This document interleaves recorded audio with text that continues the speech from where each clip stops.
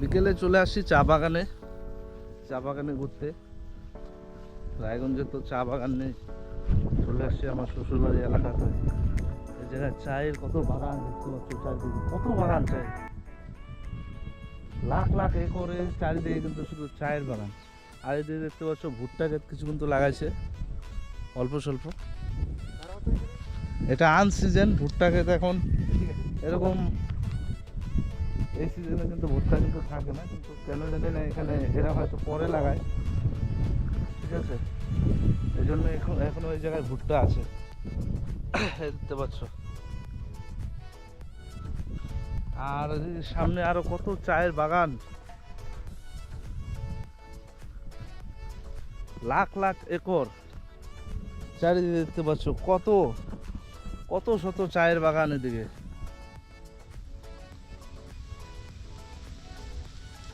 তোমরা চাইলে তোমাদের জন্য আমি কিছু চা বানিয়ে মানে হ্যান্ডমেড একদম তোমাদের কিন্তু আমি প্যাকিং করে পাঠিয়ে দিতে পারি যদি তোমরা বলো। যে আমরা যে এখানে এই যে চা গাছটা রয়েছে, এটা থেকে কয়েকদিন আগে হারভেস্টিং হয়েছে, এখন মনে হয় এই জায়গা থেকে হারভেস্টিং হবে। মানিক, এটা কি হারভেস্টিং হবে নাকি আরো বড় হবে তারপরে?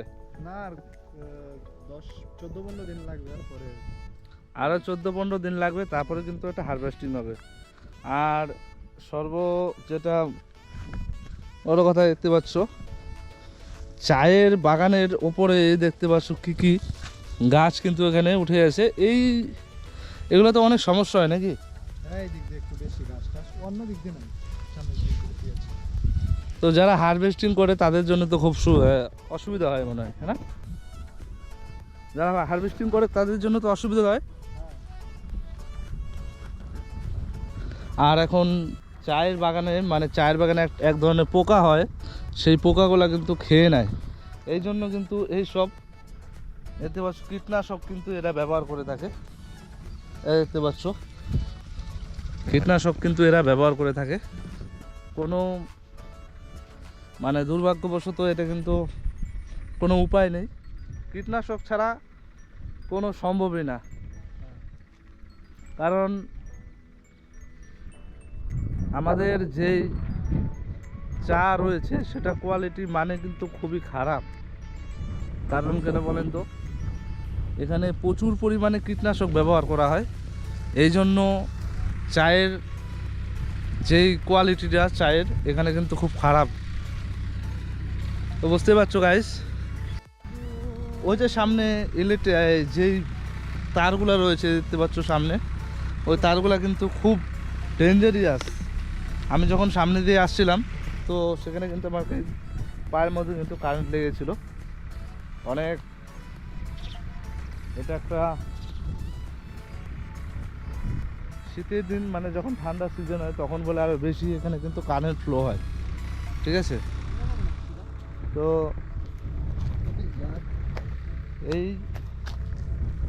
এই তারগুলো কিন্তু খুবই ডেঞ্জারিয়াস, ঠিক আছে। তো দেখতে পাচ্ছ চায়ের বাগানের সঙ্গে এখানে কিন্তু আরেকটা যে জমি রয়েছে এটা খালি ছিল, এখানে ভুট্টা লাগিয়েছিল। ভুট্টা লাগানোর পরে এখানে কিন্তু আবার এখানে লাগাবে, কি লাগাবে এটা হচ্ছে আবার এখানে চা লাগাবে, চা গাছ কিন্তু এই জায়গায় লাগাবে। এই জন্য ওই যে ট্রাক্টরটা দেখতে পাচ্ছ, ট্রাক্টরটা কিন্তু এখানে কাল্টিভেশন করতেছে। কাল্টিভেশন করে জমিটা যখন একটু উর্বর হবে তখন কিন্তু এই জায়গায় তোমার এই চা কিন্তু যে গাছ রয়েছে চা গাছগুলো কিন্তু লাগাবে। আর এই দেখতে পাচ্ছ মানে এই যে চা গাছ একবার লাগালে কত বছর মানে আর কি এটা চা মানে চা গাছ লাগাতে হয় না, একটু বলো। লাগাতে হয় না, মিনিমাম একবার মানে লাগালে মোটামুটি করে 20 বছর তো আরামসে যাবে। 20 বছর? কারণ এই যে এই চা গাছগুলো যেগুলো আছে ওগুলো 15-20 বছর উপরে। আচ্ছা, তো বুঝতে পারছো একবার যদি চা গাছ কেউ যদি লাগায় তাহলে কিন্তু তাকে 20 বছর অবধি কোনো আর চা গাছ কিন্তু লাগানোর কোনো প্রয়োজন নেই। শুধু এলপি করতে হয়। এলপি মানে ওই যে গাছগুলো একদম মানে উপর দিকে করে দেয়, খালি একটা মানে ডান্ডি রেখে। আচ্ছা আচ্ছা, একটা রেখে খালি পুরা করে দেয় গাছ কেটে, মানে একটা শুধু মানে গাছের অংশ রেখে আর বাকি সব কিন্তু এখানে কেটে দেয়। তো বুঝতে পারছো গাইস এখানে যারা মনে করো এই যে দেখতে পাচ্ছ যে চা গাছগুলা, এগুলো বয়স কত বছর হতে পারে? এই এই যে চা গাছগুলো রয়েছে, এই চা গাছগুলোর বয়স কত হতে পারে? হ্যাঁ? 4 বছর। তো গাইস বুঝতে পারছো তোমরা, এই যে চা গাছগুলো রয়েছে এই চা গাছগুলো কিন্তু বয়স কিন্তু 4 বছর। এটা হ্যাঁ 100 বছর অবধি কিন্তু এইভাবে কিন্তু চলে যাবে গাইস, বুঝতে পারছো? তাহলে ইনভেস্টমেন্ট তোমরা যদি কেউ যদি করতে চাও, মানে চা যদি কেউ মানে চা যদি বাগান করতে চাও তাহলে কিন্তু করতে পারো। খুব কম খরচেই কিন্তু তোমাদের এই চা বাগান কিন্তু করতে পারবা, ঠিক আছে?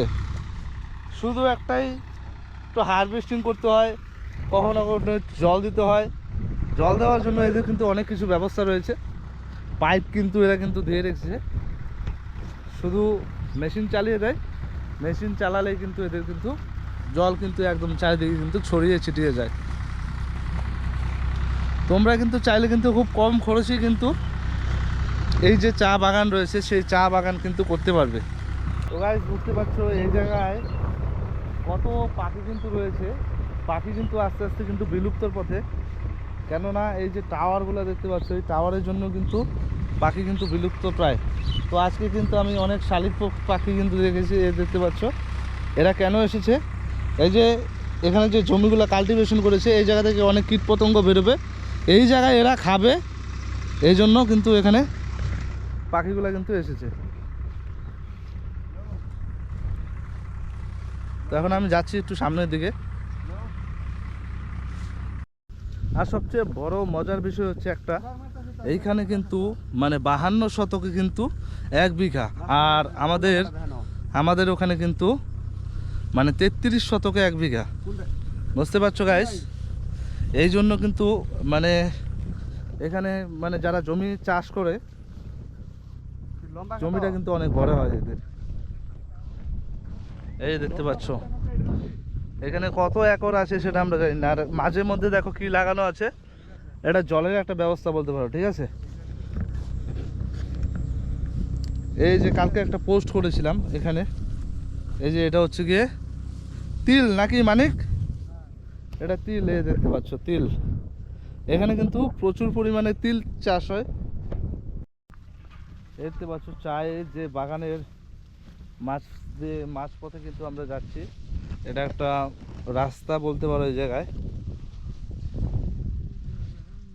এইখানে কিন্তু গাছ কিন্তু থাকে